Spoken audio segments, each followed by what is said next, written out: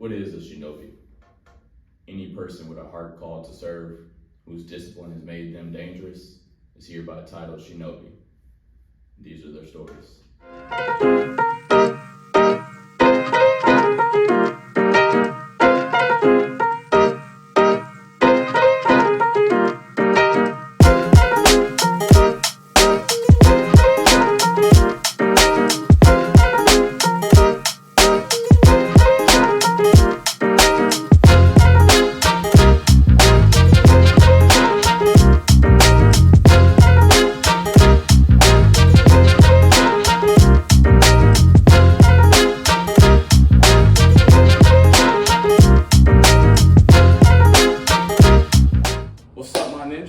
We're live and in studio. Welcome back to Shinobi Chronicles, hosted by Zero and Naseem King. If you're watching, not listening, maybe you can't tell, we are joined by Ollie today. She's going to be providing some extra dynamics and perspectives. So let them know. My name's Ollie. This is my first time on the podcast, and I am excited to be here. Thank you for having me. Appreciate it. Thanks for coming around. So as y'all know, our goal here is always to provide inspiration, education, and motivation for our fellow shinobi who are walking the path of greatness through achievement and service.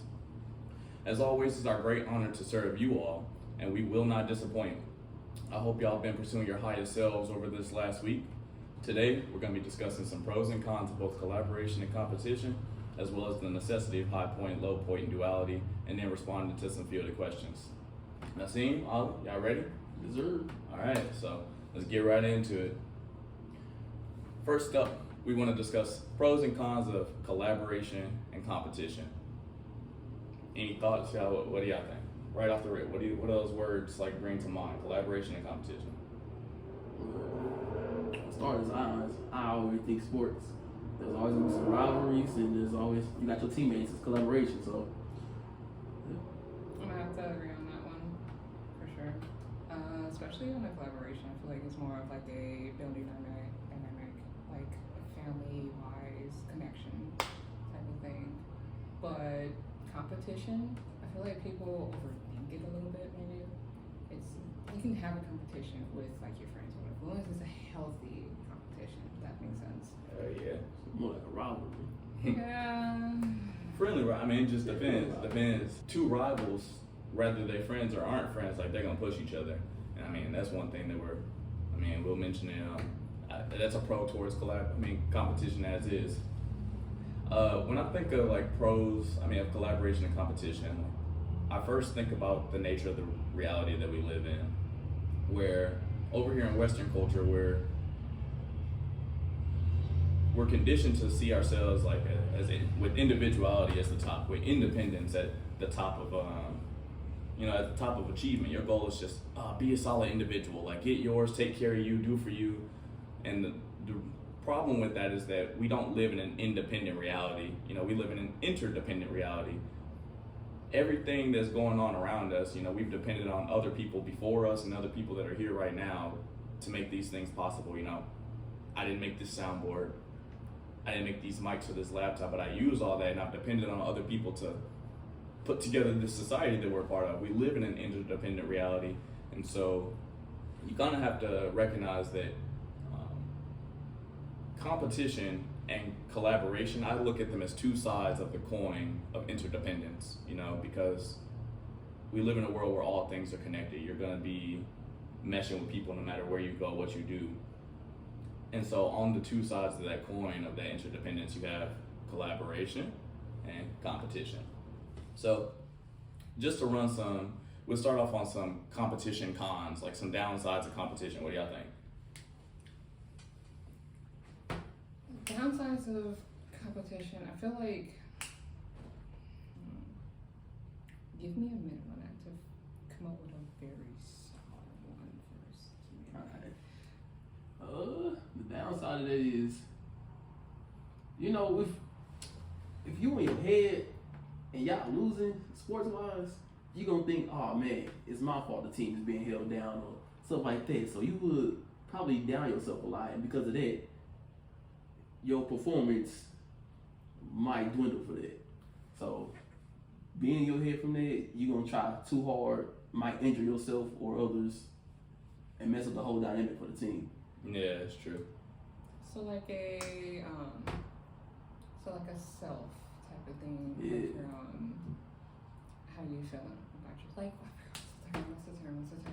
On my tongue. Self-esteem.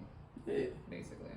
I wouldn't, if you have like a low self-esteem and then you're like in a competition, you're going to self-sabotage yourself. Hell So yeah. I feel like you need to check with that before you get your head in the game and everything else, or else you're gonna mess it up for the whole team, which is pretty selfish in my opinion. I feel that. I'm gonna tell y'all a story. I call it the story. You heard this shit already. Bro had me big fucked up. I'm gonna tell y'all a story. So last year when I was on the grind, I had 2 jobs. My second job was also for a security company. Y'all probably know. I mean, some of y'all probably already know. Like I do security, so I was like doing double time security.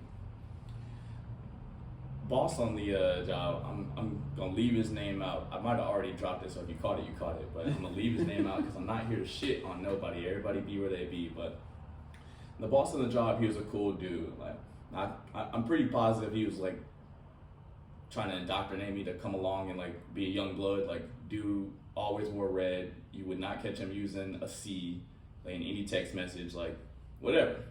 I ain't got no problem. You know, I didn't think like blood crip life was still all that real. I don't know. I mean, I ain't never been on that side of life, so I'm not gonna speak on it. But regardless, you know, I think he saw a lot of good qualities in me. Maybe he thought he saw a lot of himself in me. Like I'm a good ass worker, you know.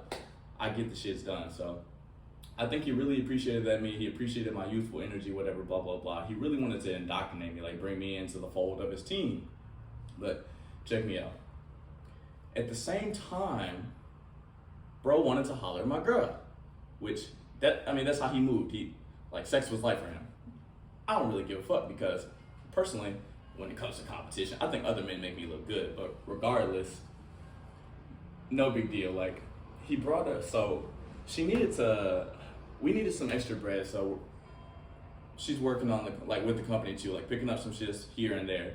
And so in his process of trying to indoctrinate me and accomplish his own agendas while still running a business, like, and why are you mixing personal and business? But regardless, like, bro's like, oh, we gotta get her in for some training, like, whatever. Goes through this whole, like, week of training and shit. Like, I think he thought that he was in. The shit goes nowhere for him. No big deal. This shit had to be, like, September or August. I can't remember when. It was last year, but regardless, it goes nowhere for him. We finish out the year, you know, and I leave that security company. I don't need the 2 jobs anymore. It was a little bit too much for me, and like dynamics around in my life were changing, so I'm not with the company anymore. Fast forward to, and this shit was just last weekend. This story is fresh as hell. Just last weekend. We're going to go to Music at the Intersection, right? Which was an event that I had worked security for last year. Forgot all about it. Happened to like be in the neighborhood around on Sunday. Noticed, oh shit, like Music at the Intersection is going on. So we're thinking about going in, and we just don't, because for one, it was almost over. It was already Sunday, and for two, they wanted like $109 for the tickets, and who's paying $109 for like the last day of a 3-day event? You know, it wasn't worth it or whatever. So it doesn't go by. But later on, we get a text from a friend that still works at the company. He's like, hey, tread lightly. Like, what you mean? What's the problem? We just gonna buy some tickets and go in. He's like, hey, blank. I said, I'm not dropping no names. So blank is on some poo-poo with Austin. My camera's over there recording. I wish I could read these text messages, but regardless, he said, look, bro is trying to cook up some fake beef. Dude tried to say that after I left the company, I've been talking shit about the company, like about people being unlicensed, about people smoking weed, X, Y, and Z. I'm just like, and this blew me away, because like, what reason did I ever have to talk shit about your company? In fact, the only reason I really did have to talk some shit, he was really trash about getting people paid on time. But whatever, like every hour I worked, I eventually got paid for. No big deal. Like it was, I thought it was an amicable relationship. But what I came to find was that essentially bro was just jealous that I was doing all right without him. Jealous that the girl didn't want to talk to him. Like jealous over, I don't know, but I bring this all up to say, like, you kind of do have to be careful, even in collaborations, because you can find that sometimes people are in secret competitions with you and you had no idea. Like the same people that a year ago was trying to indoctrinate me and bring me into their fold are now preying on my downfall, talking about, and he might get met with resistance if he comes to this music academia. Like, is that what we're doing with that power? But I tell all that story to say, like, one of the things that you can encounter, some of the things you can encounter when you're dealing with competition, for one, is straight off the rip, damaged egos. And I think y'all really touched on this. Like, when people's self-esteem is low, you're gonna see jealousy, you're gonna see envy, people are gonna be fighting embarrassment. Like, school sports was a great analogy because, I mean, I watch it all the time, even doing security now. Like, when I have to go out there and watch our trash football team be trash, it's first quarter and we're already down like 28-0, and these boys have to still go out and put up 3 more quarters, like completely demoralized. Like, it's just rough. And some people say, like, oh man, embarrassment is a necessary part of sports. And I think I do ascribe to that. Like, when you get tired of getting embarrassed, it might light a fire up under you for you to like get active. But I mean, these are still like downsides of competing. You just got to deal with it. You know, Mike Tyson had a quote where he says, not everyone you fight is your enemy, and not everybody that helps you is your friend. And like, I think that story I recounted earlier kind of embodies that. You know, yeah, I was working for his company. Yeah, he was paying me decent money, tax free, so like all cash, keep Uncle Sam out your pockets. Like, but at the time, I might have thought that was my friend, because I mean, I was working for his company, and I come to find out, like, we were, like I said, secret competition. But like I said, some cons for competition, I think, are gonna be those damaged egos. You're gonna have comparison, like you said, when your self-esteem is low and people get to, comparing, like, oh man, I'm not as good, I'm not as intelligent, I'm not as strong. Like, comparison is the thief of joy. When you're looking at somebody else where they're in their journey and trying to make it make sense for where you are in yours, like, it's gonna steal your joy away. And then I would also say another con to competition is that it creates win-lose environments. You know, if 2 teams have to meet or 2 individuals have to meet, whatever, when y'all competing, it puts you in a win-lose setting. Somebody's walking out victorious and somebody's a loser, and that shit always hurts. But what do y'all think are some pros of competition? I feel like it helps you grow for sure. Of course, you have to go through some failures before you get to the top. At least that's my mentality. Competition, it challenges you, and if it doesn't, then what are you really gaining from it exactly? So that's my take on it. I could be wrong, but I'm also willing to learn anything new about it or different perspectives of it. Naseem, competition pros? I touched on it already, honestly.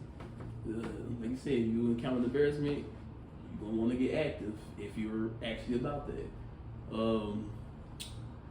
Or if you actually are trying to improve yourself in competition, no matter what you do, there are going to be everybody out there. There are people that do things differently and everything else like that. So you can observe and watch how they do their stuff and adjust based off that. And yeah, I already touched on it, so that's all I can say about it. So like move accordingly, basically. Yeah. Off of everybody vibes. Okay. Yeah. I think one pro of competition is that you can use it to compete with your own damn self. And I like to go off a phrase I caught from Naruto. Y'all know I'm a big ass Naruto head. But there was that episode where Team Guy, you know, they had to peel it was first arc out of Shippuden. Yes, first arc out of Shippuden. And they were trying to get behind that big boulder. There was like a powerful ass sealing jutsu. So spread out, there are these tags that are holding up the jutsu.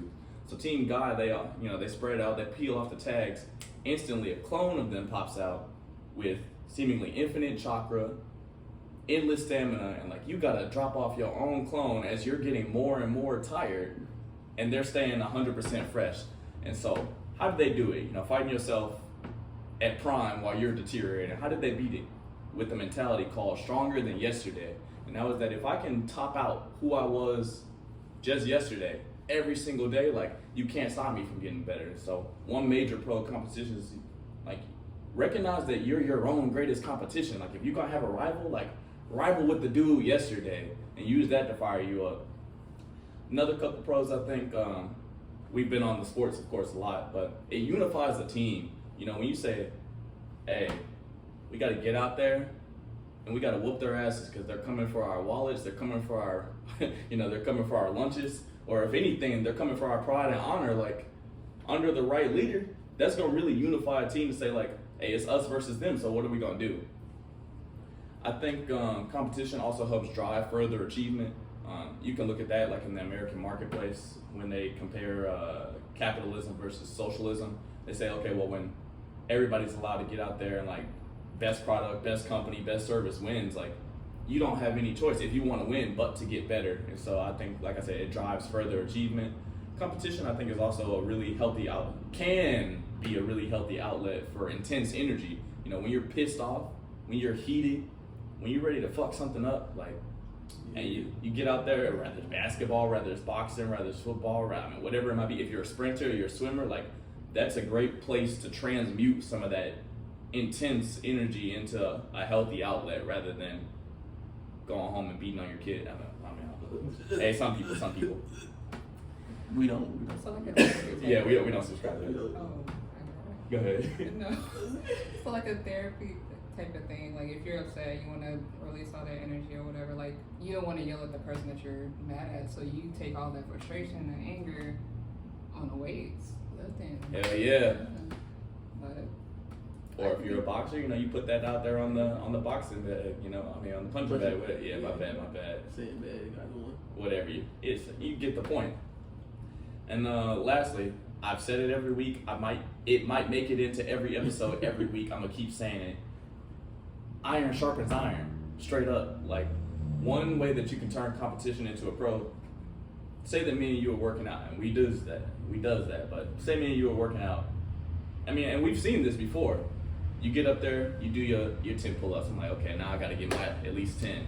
You get up there, say you go for like 12 more. What am I gonna say to I gotta go for at least 12. Then you go for another 10. I gotta go for another 10. It's like, you could see that as a competition and maybe like if we're counting like that, like somebody does have to win or lose. But when y'all are working towards a universal goal and we're just competing with ourselves, trying to get better, like we're a team. When I see you out there fired up doing your thing, it just makes me want to match that standard. Like, and it's helping us both improve, which brings me I already said it.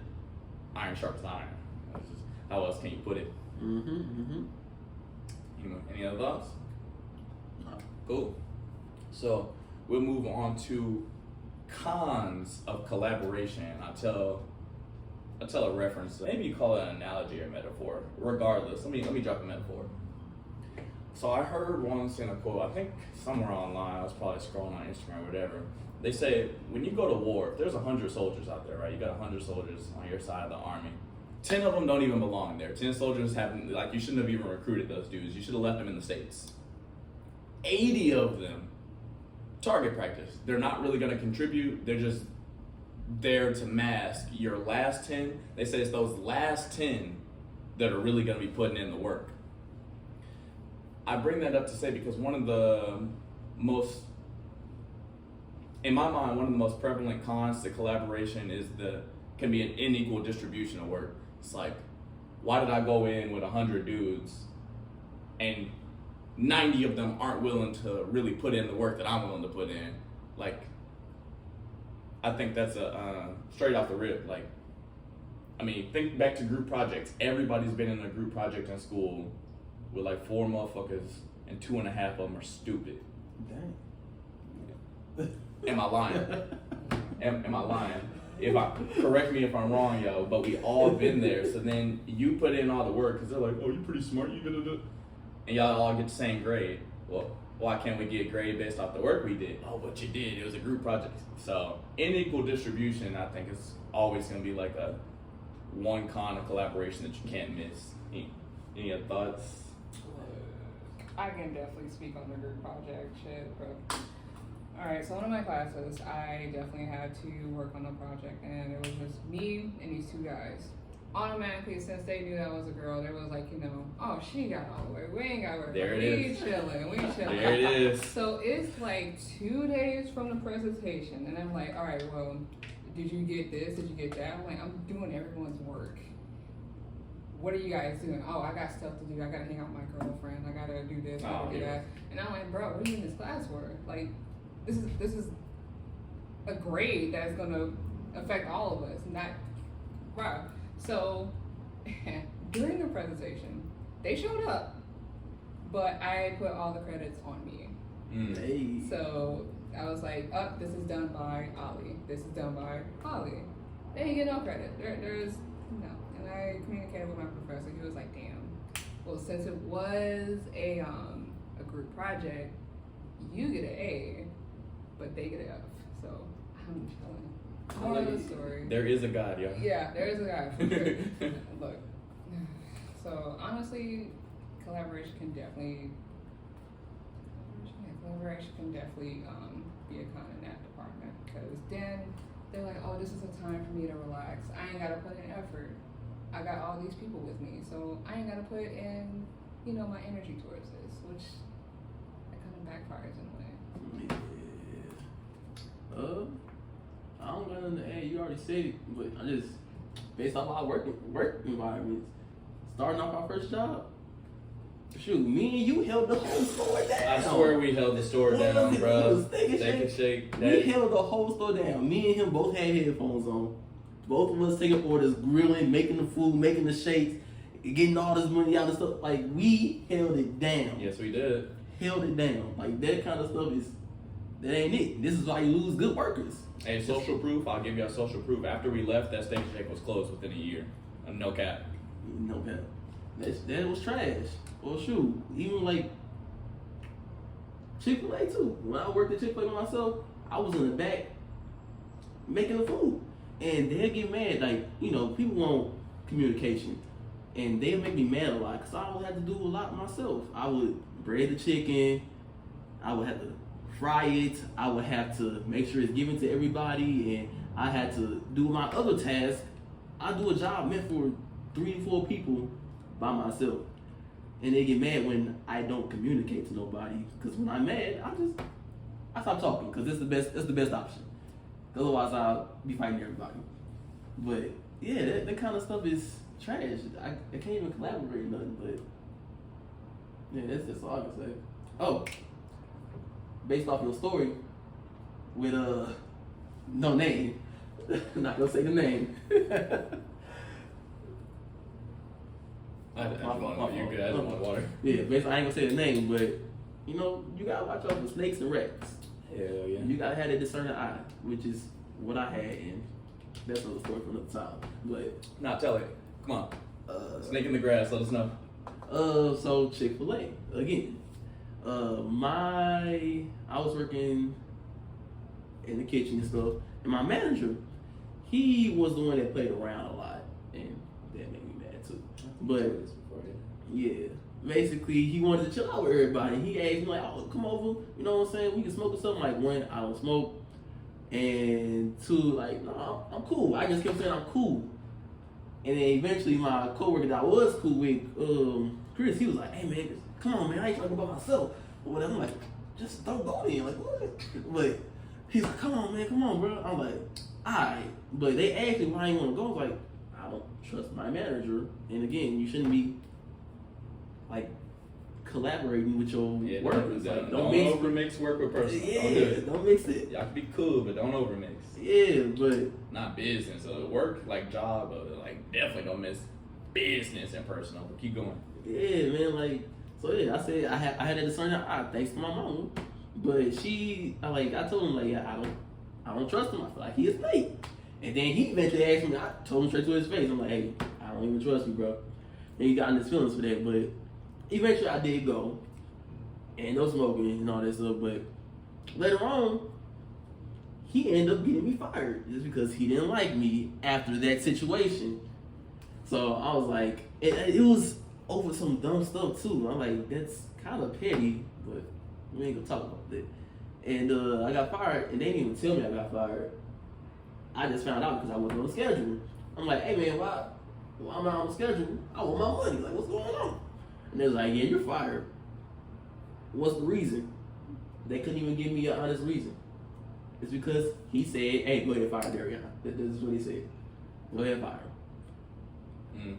Hey man, like Mike Tyson put it, not everybody that helps you is your friend, even if he might have been on your same team for a temporary time. if anything, I think like if to summarize maybe some of the things that you're gonna meet as a con to collaboration, there's gonna be ego checks. You gotta deal with everybody's motherfucking ego and what they think about themselves and how it might change based off you just mind your own business. You gotta deal with shared credit, or sometimes God shines on us and you get the credit you deserve for carrying the team. You gotta deal with the snakes in the grass. They're literally always out there. It doesn't matter how low your lawnmower cuts, there's another one. A lot of times you might have to deal with lost investments too. Like if you're in a position of authority within a team, you're the leader, you're a manager, whatever it might be, you go through the trouble of training somebody, building them up, teaching them like in hopes that they're going to be able to contribute to like in a greater capacity later on. Then they take their skills up and walk out the door. Now you just lost out on all that time, money, whatever you put into them. Like that's a whole lost investment.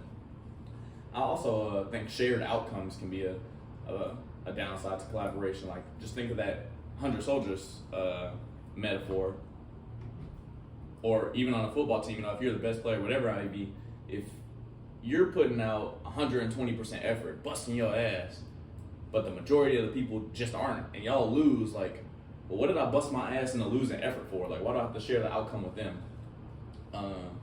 Additionally, like, you have the fact that, like, progress will simply be slower. There's a quote that goes, go faster alone, go farther together. But notice that it's faster. That means together, universally, like, y'all are going to go slower. It's simply going to, if you have a caravan, it's going to take your caravan longer to get somewhere than it is if you just full sprint on your own. But the best way to summarize it, in my opinion, is that, like, when you're in a collaborative setting, a con that the major con you're going to deal with is called human error. Nobody's perfect. We all just be where we be. Sometimes you're the snake. I'm not going to think of no examples where I was, because I don't know that I've ever been. Hope, pray to God, but we don't support snakes. Hell no, we don't. I do, because I have snakes I can speak on. You know. Different analogy there. Okay, yeah. Animal snakes we support, okay? Wildlife, nature. Y'all human snakes, all right.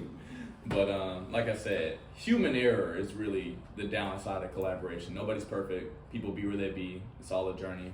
We're really all just walking each other home, but you're gonna have to deal with that. So we're gonna slide over to the pros of collaboration, and I'll jump right into the analogy I always give. The pyramids weren't built in a day.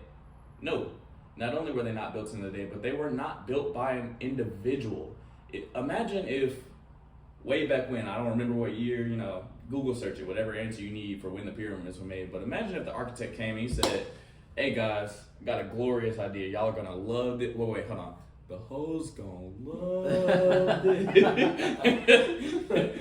And he said, boom, I got this pyramid.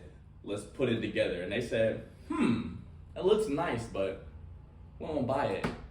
Go build it first. Show us that it can be done, and then we'll come along and help you. We wouldn't have pyramids. Same thing. If somebody said, hey, go build a skyscraper by yourself, that way we know it can be done, and then we'll come on and help you build some more of them, like, we'd all be living in the plains. Like, I think it's important to note that, like I say, in Western culture, especially over here in America, like, we get really high strung on that, be a solid individual, like, get yours, do you, take care of you. But it's like interdependent reality. We all need each other, and like the best things, like I said, the pyramids, like that's my example, but it requires a collaborative effort towards one vision before it's even accomplished. I can't remember which Tate brother. Y'all know Andrew and Tristan Tate. They're like really big now. I don't even be on socials like that, so I don't know quite how big they are, but they're pretty damn big. I think Andrew's the fighter, so Tristan has to be the slightly less famous. Even though they're both names. But he told a story. He said he met somebody from I can't even remember what culture he said, but it doesn't matter. And he spoke on the difference on how their families plan to win versus on like how our families plan to win. He says, look, you Americans are stupid. He says, y'all a family of 5 brothers, 5 sons, whatever. They all grow up and then they go do their individual. They do their independent. Each one, like, they're all gonna go get their own spot, be paying 5 different rents and like struggling to stay above water. He says, whereas over here in our culture, all 5 brothers are gonna stay in the house. they probably go get married or whatever else. But he says, now we're all paying one rent that's divided amongst us, and we can also like divide and conquer on the labor. It's that group economics favor. A lot of y'all probably have seen it like with a lot of Hispanic families that stay over here in America. I promise, like I've seen like 4, 5, 6 couples, like grown men, like all stand in, you know, just the 2 duplexes meant for maybe like a family and a family. But it's like they will pool their resources, pool their efforts into one company, whatever it may be. They're splitting everything up on the group economics, and then they're winning together on the back end. And it's like that part gets overlooked and missed so often in the overemphasizing of individual culture. But ultimately, what you're looking at, I think, like the pros of a collaborative mindset is that you can create win-win outcomes where everybody that's involved can possibly like take what they need out of it, where as opposed to on the competition side where somebody's winning, somebody's losing. But like I say, you also get to highlight that division of labor. I also think that collaboration produces our highest possible level of achievement. I'll reference back to the pyramids. Like any great marble, Great Wall of China, name anything awesome in the world. It wasn't done by an individual, it was done by a collective. And I think that the highest end of human achievement comes out of collaboration. Of course, you got the group economics. Another collaboration pro is that you can benefit from internal competition. And we said this before already, but if we're on one team and we're competing amongst ourselves just to get better, like at the end of the day, the whole team's better, straight up. It gives you the opportunity like to build the bench, and additionally, like as a leader, it gives you the opportunity to build other leaders. I got the notebook for this one because it came out of 21 Irrefutable Laws of Leadership. I don't remember the author's name right now. Author, forgive me. I might have it, but I'm not gonna look it up because why would I? But law number 13, the law of reproduction. He says it takes a leader to raise up a leader. It says, how do people, like one of the first things he notes in that chapter is, like how do people become leaders? He says 10% by natural gifts. You're just him, you were born that way, like you got the right stuff. 5%, he says, come out of the result of crisis. I guess that's a leader quits, a leader dies, you know, you just have to respond to what's there and you just fill in the role. He says 85% of leaders though come from the influence of another leader. Somebody who built the bench, who helped you develop your skills, who prepared you to take that place. Essentially, he says, you know, people cannot give others what they themselves do not possess. So a follower cannot produce a leader because a follower doesn't know a goddamn thing about it. Whereas while a great leader also is going to be a great follower. There's going to be somebody that they answer to, whether it's another leader, whether it's their spiritual beliefs whatsoever. But because they're a capable leader, they can produce another one. But ultimately, I think on the collaboration pros, look at it like this, because like 2 sides of the same coin. On the collaboration con, you're dealing with human error. But on a pro for collaboration, you're dealing with the greatest possible of human achievement, you know? The best that we're trying to do as humans is only going to come by working together. That's our interdependent reality. Thoughts, y'all? You basically took it all. Okay. I kind of did. My bad. I ain't really get to do all that. I don't know what to call it, but you know, let's go back to sports. Like, if you enjoy being around your teammates and stuff like that, and let's say y'all in a winning situation and y'all just got that little ego boost, y'all hyping yourself up. You see your teammate doing good, you like, dang, I want to do good too. And then y'all just celebrating together. It's like the collaboration, that camaraderie. Yeah. I was just the camaraderie, like that increases your ego, your oxytocin levels, and all that stuff. So just doing that and wanting to replicate it, that a pro to it all, in my opinion. Like when we in the gym, if you see you struggling on something, like, hey man, you got that, stop playing, you got that. Yeah.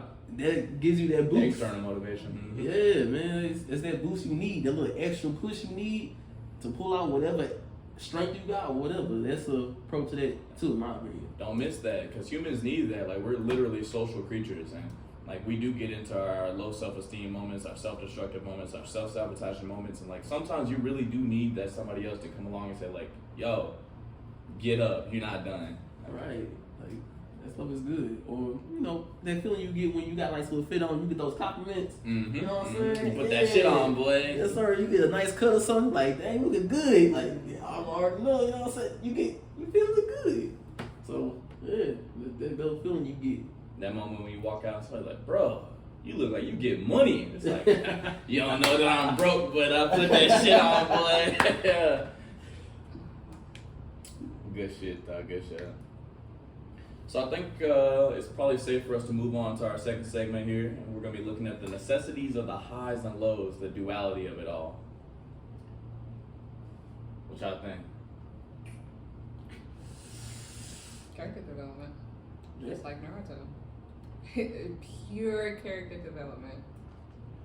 Yeah, basically. The boy Naruto started off with his best friend as a swing. And now look, got the whole village on his back. Sadness and Sorrow is the theme song. Yeah, man. So that's a good one. That's a good one. I think it's important to highlight, like, in this world, duality in and of itself is gonna be, it's just a necessity. You gotta have it.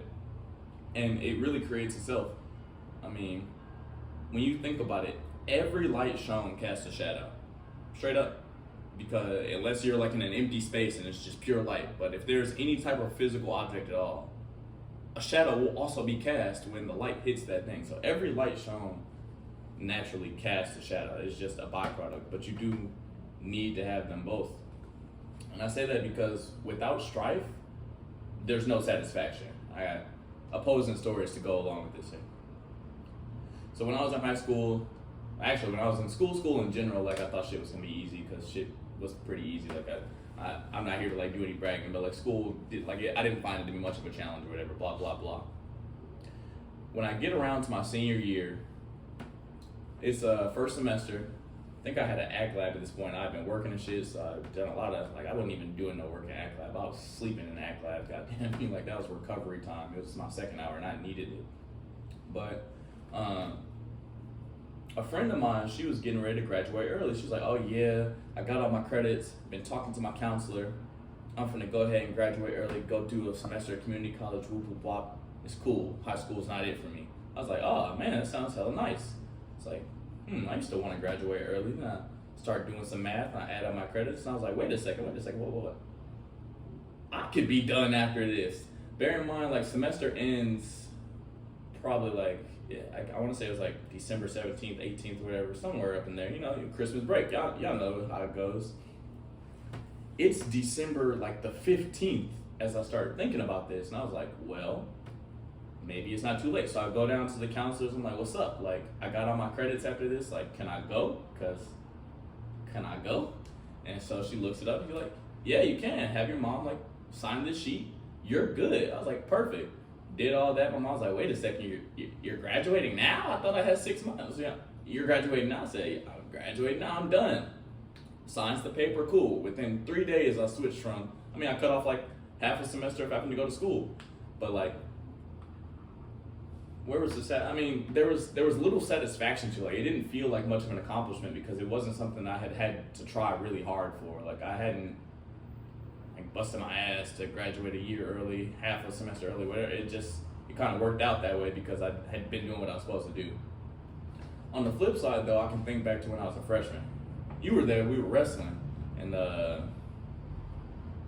one practice, coaches got me working with like this junior. Dude's way better than me because he's been wrestling for years and I've been wrestling for a couple of months. And I remember like that day, I don't know his name or anything, but bro just kept slamming me. Like he was slamming the shit out of me like every time, like every scrimmage, they were running and like time and time again, I was just hitting that mat.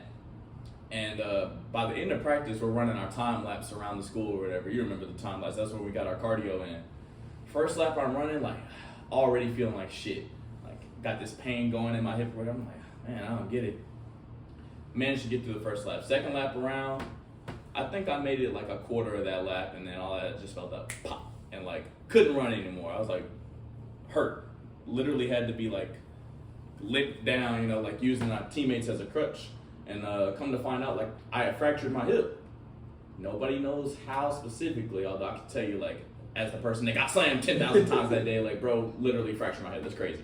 But what I recall after that, though, is, like, that recovery. Like, anybody that's ever had to, like, do crutches, wheelchair, boot, whatever, like, you know what it's like to, yesterday you were walking, and today you feel like a cripple, you're on crutches, like, and it's god awful. Like, I remember one time I was sitting downstairs in the basement, and me and my brother shared a room. Our light switch was all the way at the top of the stairs, and I think I was gaming or watching something, and I wanted to turn the light off. Forgot that I had hurt myself, so I just, on instinct, went to stand up, fell back down. Couldn't even do it. I felt like a bitch. Had to ask my brother to, like, go upstairs and turn the light off. I mean, it was god awful. But fast forward a month, like, after I've, you know, elapsed my recovery time and I can walk again, like, do y'all know how good it is to leave the crutches and walk on your own 2 feet again? Like, it's a beautiful moment. Why? Because there was strife, there was pain, there was loss, like, and that's kind of the essence of the high point duality thing. And that's why I told the 2 stories. Like, there was little satisfaction to me having graduated early, even though, like, that was an accomplishment. That's technically, like, an accolade, but, like, I hadn't worked for it. I hadn't tried. So, like, it was just something I did. It was cool. Whereas, like, those moments of being able to, like, walk on my own again, leave the crunches behind. I think one Thursday or something, I, like, talked the whole friend group into, like, wearing formals. Like, I put on a suit and everything. Like, we took pictures after school for no good reason, but it's probably just because I was elated to be able to move on my own again. Like, but it's with that strife and with that difficulty that there was a sense of satisfaction. Circling back to the sports, because, I mean, sports really do, like, capture collaboration and competition, so it makes sense that we're going to constantly circle back to it. But I watched a couple football games last week. Not NFL. It's not for me anymore. Sorry for anybody that was hoping. Like I said, I do security, and I do security for, like, a school district, so it's high school sports I'm always watching. One game, I watched our team play a team that they were completely undermatched. Like, the other team overmatched, whatever you want to call it. Like, they didn't stand a chance. Everybody knew it straight out the gate. First quarter in, like I said, score was already like 35-0, 28-0, something like that. Like, they were getting smoked. They were getting creamed. Other team had scored their first touchdown, like, within 3 plays. It wasn't pretty. End score was 0-63. 0-63. Pretty damn bad. I mentioned it because the game felt over by midway second quarter. Like, even the fans were out of it, like, especially after the halftime show was over. Like, there was little intrigue anymore in the game. Like, it was kind of just one of those, so when's this thing gonna be over kind of things. It's like, where was the enjoyment in the sport? You know, like I said, those first couple touchdowns were probably really enjoyed, but, like, after that, like, the game fell over. Like, we just running the clock there. On the flip end, I saw another game a week later. Final score ended up being 13-16. Shit came down to literally, like, the last plays, like, on that, are they going to win? Are they going to hold them? Are they going to keep them? Like, the tension was there. The energy was there. And it's like, and when it was over, like, the fans, they were excited because that type of gratification that comes out of anything you're doing, I think it's earned, not given. That 0-63, the reason why nobody was able to really enjoy that, because it was just given. Like, they just gave it up. They say, here you go. Like, y'all just keep going. Like, that team could have put up 100. They slowed down on purpose. Like, I think they just started running the ball a little more. Maybe probably put in, like, the third strings or something. Like, that shit was given, so it was uninteresting. Whereas that 13-16 game, that any play could turn, like, flip the WL column, like, that was an earned victory. That was something that required strife, but, like, because of that strife, it brought out that satisfaction. Like, it's because, like, you don't know, like, just the challenge of it all. Like, that's what made the high worth it. And a good way to put it, I think, just comes off, like, one of my favorite philosophers, Alan Watts. Some of y'all probably heard of him, one of my Capricorn brethren. He said in one of his talks, hey, when you take a piece of paper, the paper itself like is valueless to you on its own. The pencil itself valueless on its own. But when you put them together, black ink, white canvas, the opposition, like it gives you the chance to draw. It gives you the chance to create. And that right there, I mean, that right there really can like summarize the necessity of the highs and lows. Like I said, it's high point, low point duality because you need both sides. You can't appreciate a high without a low. If every moment was on 10, like 10 would just be flatline. But it's because you've had your zeros and your -3s and your -5s that like when you have a day that comes in even at a 7, like that shit feels great because you know what it's like to be in the dirt.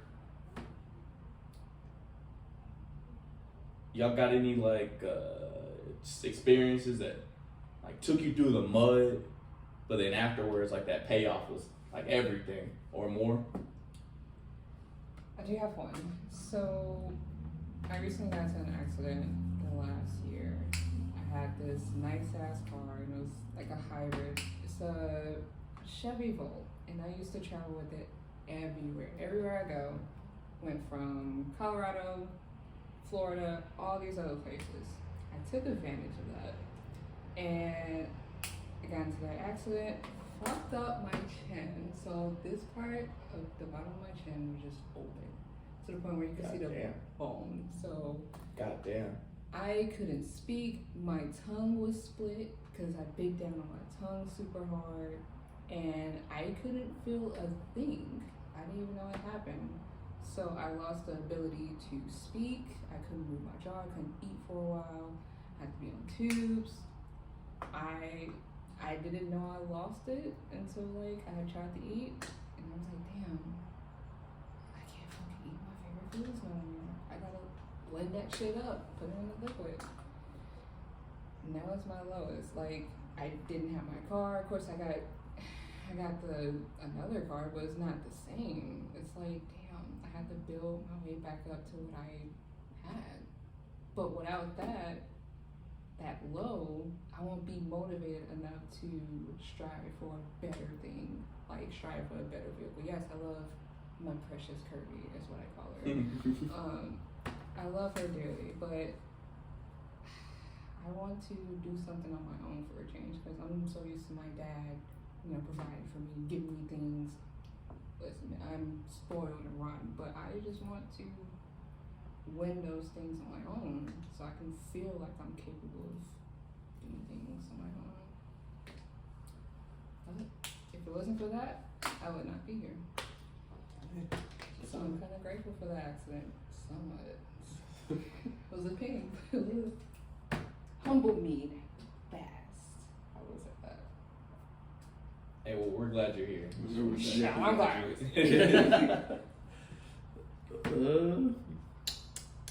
Come on, Naseem, hit us. When did you go through the mud, man? How good was it to come out? Be raw, be honest. My weight loss journey, actually. He's been with me for a good portion of my life. He seen me be skinny, and then we started working at Steak and Shake and started eating burgers every day. Every damn day. The boy got the chunk on him. I even seen some old friends from elementary at Steak and Shake, and I was like, man, I ain't seen y'all in years. Man, one of these like, hey man, you got fat. You can feel like 5 people in that building. God damn. Can't do that, dog. I couldn't do nothing but just laugh and walk away, bro. I couldn't do nothing because he was right. I couldn't do nothing. But I was just talking. Like, man, I'm just working on getting myself together. I ain't do it for the longest. But it was last year in October. We ain't talking in a minute. So I was like, hey man, you still going to the gym? And he was like, yeah. I'm like, I'll slide with you. Since then, I ain't gonna say I got my diet together, but I went on a calorie deficit. I walk to and from work. I go to the gym with you a lot. He got me right. But yeah, y'all probably wouldn't even think it's so much, but I was like 250 pounds at the max, and now I'm down to 190. So he seen me be skinny to fat to getting right, and so I'm just happy about my body now. So yeah, it's one of them. I didn't like being fat. It was depressing. I mean, and that emphasizes the point that we're really trying to hit. You know, like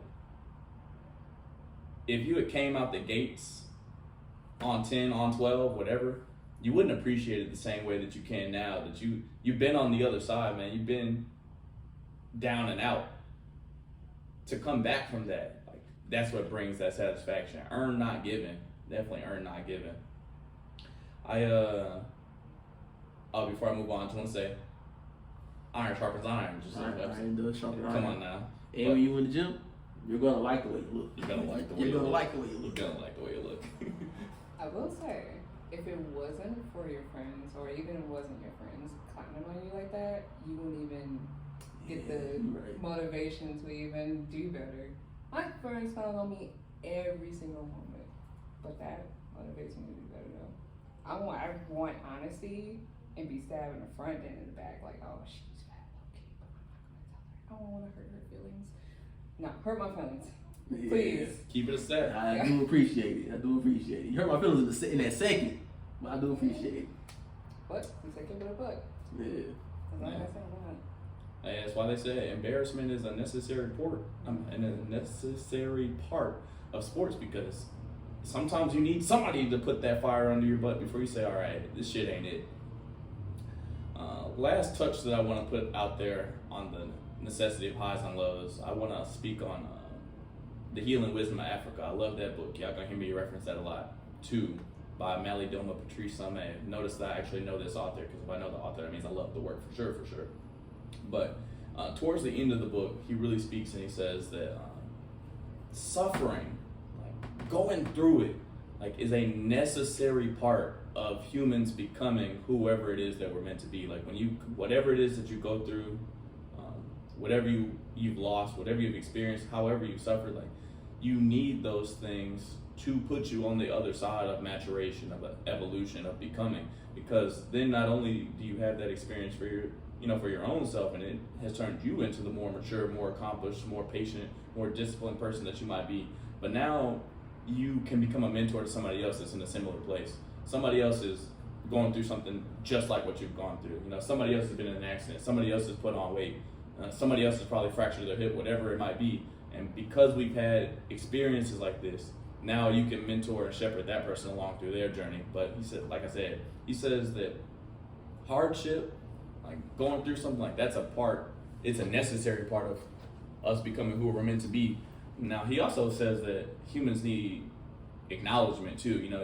We need community. We need somebody to see that we've been through something and acknowledge it and say like, hey, you're all right, you're okay.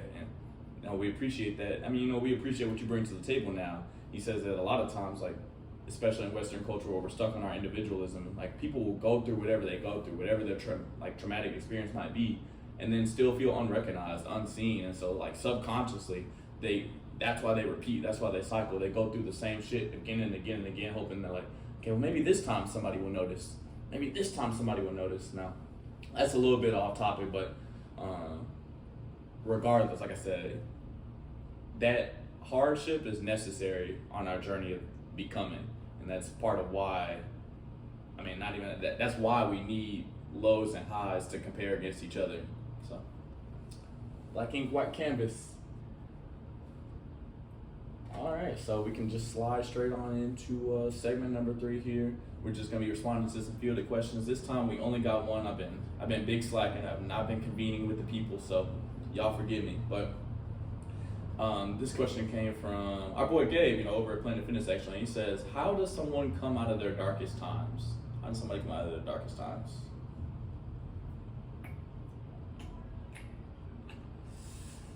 I would say just having that motivation. Just improve it. Like, look at yourself in the mirror and be like, hey, this ain't it. The only person that's gonna make a change is yourself. You gotta look at yourself by the end of the day. So that's how I see it. I saw myself, man. I was like, hey, I can't do it no more. So I corrected it. Gotta be motivated. Yeah. I'm gonna challenge you on that one.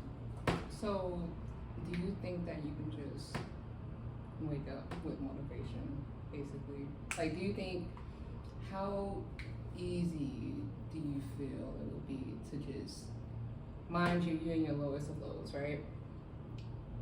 How and what helped you to get that motivation? I'm actually glad you asked that. So, if he didn't respond to my text of you still going to the gym, I would probably still be fat right now. Because me personally, I can't go to the gym myself. I don't have that motivation. But now that I've got this form, it's my job to maintain it. So I actually gonna have to do some more about that. But yeah, it's your environment, how your friends treat you, and all that other stuff. So once you start seeing some progress and your family like, hey man, you losing weight, you looking good. Just the slightest of compliments or your friends pushing you, that helps. That helps. So that healthy support system. Yeah. Basically. Nice little support system. You gotta have a support system, I swear. And it's important that we mention that support system because motivation is critical. You do need it. But at the same time, like, you cannot rely on motivation alone because it's an emotion. And like all emotions, it comes and it goes. It comes and it goes. So if you're only gonna put in the work on the days that you feel motivated enough to feel like it, then you're not gonna be consistent enough to actually get results. Change comes out of what you're doing consistently. I saw something in it was Mark Manson's book, The Subtle Art of Not Giving a Fuck. I wish I had wrote this down somewhere because I'm about to botch it, but it was so good. And he says people have the interpretation of, there were 3 steps when he says that people think it goes motivation, action, inspiration, where like you feel motivated to do something, then you do it, and then that doing it like inspires you to like want to keep going, and like, and it fuels new motivation, and then you can keep going. And he said that it should actually go something like, I can't remember why, but he said that it should actually go action, just do. And then when you start doing, with or without that motivation, with or without the feeling, then you will still be inspired in the same way that you would otherwise. And then that inspiration will forge new motivation for you to do again. And I thought that was really good. But I'll give my take. Make sure you got that discipline in. Absolutely. And that, again, I say, you can't rely on just motivation. Necessary, yes, but everything, no, because it's a temporary emotion. You know, discipline is about the willingness to do what you know is right, regardless of how you feel. There have been days where we don't give a fuck about going to the gym, and we still drag our asses in there anyway because by our standards, it's just the right thing to do. There's been days when it's like, you're tired as fuck. It's like 9:30. I don't give a fuck about reading a page in my book yet, but I just try anyway. Like, flip that thing open. I got to get better on this one. But flip that thing open, like, read a page or two, you know? There's days where you come home absolutely exhausted. Just want to crash out in the bed, but then you hear that voice. You say, you should probably tap in with spirit. So, like, if you can just meditate for 60 seconds, man, just do. Then be inspired and let the motivation come. So that's why I like the way Mark Manson put that. Check that book out, y'all. Subtle Art of Not Giving a Fuck. It's better than you think. I gotta read it. That's crazy. I put you on there. That's too. I swear, you gave me the book. I will say though, since we're talking about books, I don't remember the author, but I'm pretty sure it's going to be a little bit familiar. It's called Atomic Habits. Ooh, Atomic Habits is so good. I'm glad she mentioned it. I'm gonna shut up now. So basically, you don't want to overload your schedule. So yes, list the things that you want to do, but start by one thing. And as you get used to that one thing, maybe add a little bit to it. And as you get more and more able to like handle all of your load, that's when you can start seeing improvement. Is by starting off small. Because if you start off like with more than 5 things, I want to do this, I want to do that, I want to strive to be this perfect person, you're going to self-sabotage yourself. And you're going to feel all burnt out very quickly. Speak from experience. So just like everyone is saying, just do it. Even if you don't feel like it, do it. If you need coffee, do what you need to do. Man, I'm so glad she mentioned Atomic Habits. I love that book. James Clear, pay attention. When I know the author, I know the material. James Clear, you gotta check that out. I'm sure somebody else has already told you. So if you haven't, you're slacking. Check out Atomic Habits. You can reprogram your life, I swear to God. But my favorite personal takeaway from Atomic Habits came in just understanding how to produce different results. He says that, like, he says that in any competition, take a race for example, everybody starts out with the same goal, and this is why you can't rely on just goal setting. I think we touched on this last week. I might have gave a similar rendition on why you can't rely on simply goal setting alone. Because he says winners and losers start with the same goal. You know, when we step into the boxing ring, both people are out there like, I'm gonna win, I wanna win. Like that's what you wanted when you came in. You wouldn't have got in there if you were like, oh, I wanna lose. Like winners and losers start with the same goals, he says, but it's the processes that you followed in preparation that actually produce those outcomes that determines who actually wins and who actually loses. He says the second reason why you can't chase just goals is because if, like say your goal was to lose 10 pounds, you know, you might be able to make the necessary changes to, you know, diet, exercise, whatever, lose 10 pounds. But he says if you haven't actually really changed your processes throughout, then you're gonna revert back to your old processes. You will put back on that same 10 pounds, like you did it for nothing. And so where do those processes come from? That, man, if I had a chart, I should turn the camera around, put it on the whiteboard for y'all, but I'm not gonna do it right now. Regardless, he says that it's from your identity, who you believe you are, how you see yourself, that's actually going to cook up your processes, and then you're gonna follow those processes, and the processes will generate you new results. So when you're looking to make a change, when you're looking to reprogram your habits, change your life, whatever it may be, don't focus on the goal. Oh, I wanna write a book one day.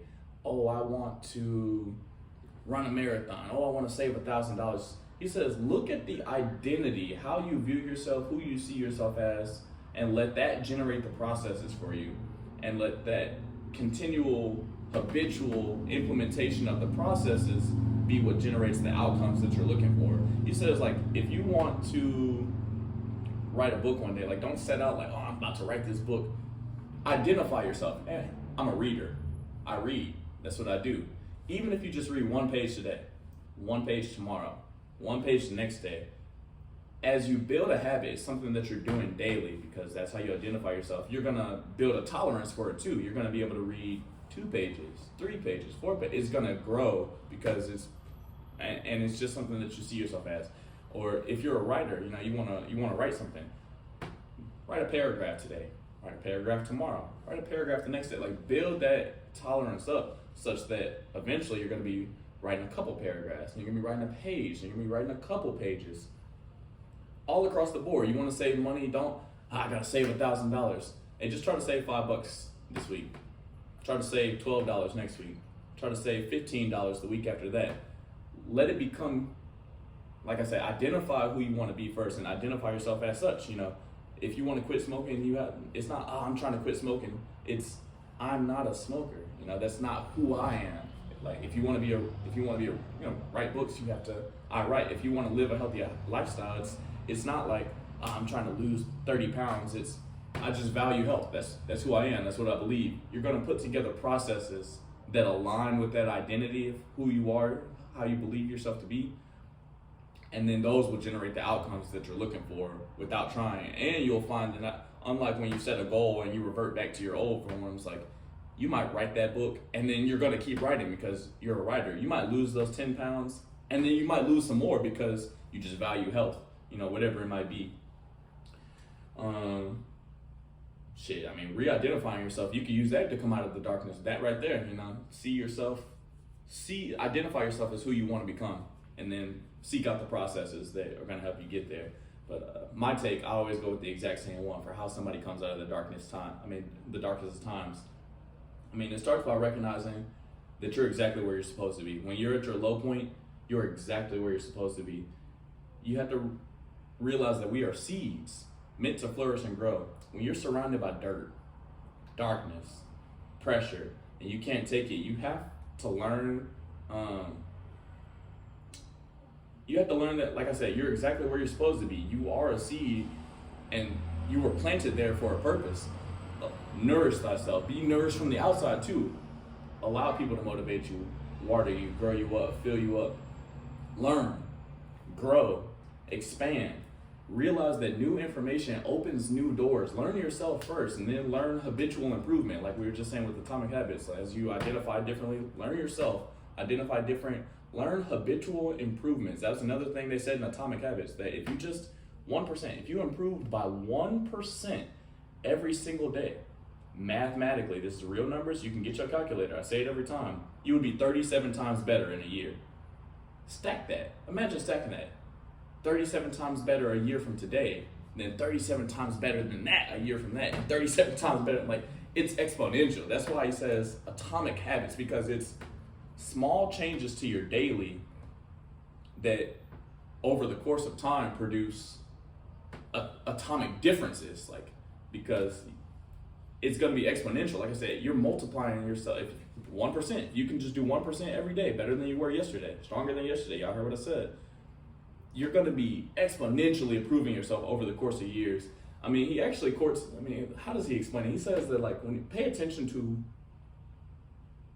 a plane's route, when a plane takes off, if you were to change the degrees just by 5 degrees, you know, it's going to be the difference by the end of the route, and rather like you end up in like Washington, D.C. or Pennsylvania or whatever else. He says, and people don't recognize that, like, where you are right now isn't a product of what you did yesterday, last week, or last month. It's a product of what you've been doing like the last 3 to 5 years. Like, what angle has your plane been flying on all this time? What degrees? That's why it's like when you change that degree slightly and stick to it, you're going to end up here 5 years down the line. He says people don't even recognize when they've been flying this way and this way and this way and this way. They're looking around right here like, man, where did I go wrong? It's what you've been doing that whole way through that has plotted that difference in course. So that's why I say, in that seed mentality, you're buried in darkness, dirt, and pressure, but you're also nourishing yourself.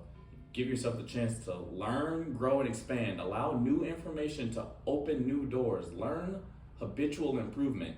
Have faith, trust the process, and you'll find that just like a seed, you will reach above for that light. You know, you will break through. But I think that's for me, like, that's my rendition on how you come out of the darkest of times. So.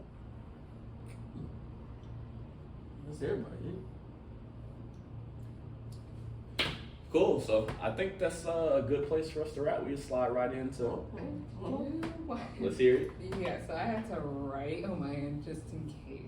So to stem on the whole the outcomes being goal driven, I feel like if you focus too much on your goal, you're gonna miss the present, and this is all we're taught. We need to be in the present more, or else you're not gonna actually learn anything. You're gonna be like, oh my god, I'm here now, but like it doesn't feel as rewarding as it should be.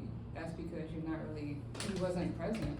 Yeah, you may be going through something, you may be upset, like, you know, go through a breakup, whatever. Yeah, it sucks, but you need to actually feel these emotions, analyze them, reflect on them, and then move accordingly. Or else you move too fast, and you're gonna be like, you're gonna fall again if you move too fast, or ignore the pain or whatever. Yeah, it's gonna come back to bite you in the ass, unfortunately. Yeah, that's all I needed to add. For some reason, that kind of just jogged a thought in my mind. I'm about to watch this too, but I feel like it was called destination addiction. I think that's what it's called. It's where people go through this continual thing where they say, like, it sounds a lot like this: I'll be happy when. As a high schooler, as a high schooler, it might be like, oh, I'll be happy when I get a job and get some money. Then it'll be, oh, I'll be happy when I get a better career with more, you know, like better benefits or a real job. Then it'll be like, oh, I'll be happy when I get married and have kids and da-da-da. Then it'll be, oh, I'll be happy when the kids grow up and move out of the house and I can get back to having my own life. And then, like, there's always you're chasing something, but in that continual, like, oh, I'm gonna find satisfaction when I get this or get that and get this and get that. You're missing your chance to enjoy what's right here in front of you. Chasing something that may always elude you. You might never get to that win that you're referring to, but you can be present and enjoy yourself right now. So I don't know why that jogged that, but it did. Don't be addicted to the destination, people. Be addicted to the moment. And there's actually another one. So sorry if I'm taking it. No, go for it. Okay. So there is another book, I think it's called Radically Happiness. It's a book on Buddhism, basically. There's this millionaire, he has it all. He has a mansion, a wife, he has kids, all the things that he ever wanted. But he still felt empty. He felt like he doesn't have it all, really. He's just like, damn, I'm here. Now what? I'm bored. I have everything that I ever wanted, so what's the next step forward? And he later on explained in the book that he wasn't exactly present. He was just mostly focused on the goal, tunnel vision, everything else. He wasn't enjoying life that was in front of him. Now he's like, I feel like I just wasted my life. As a millionaire, I just don't know what else to do in my life. And that is a sucky feeling, considering you got everything. Now what? Please don't let that be you, y'all. Like, please don't let it be you. There's a I can't remember, like, I can't think of the term I'm trying to use, but this is mode of thinking. I'm gonna call it that for right now. It'll come back to me in psychology, where they say that like each stage of life has a particular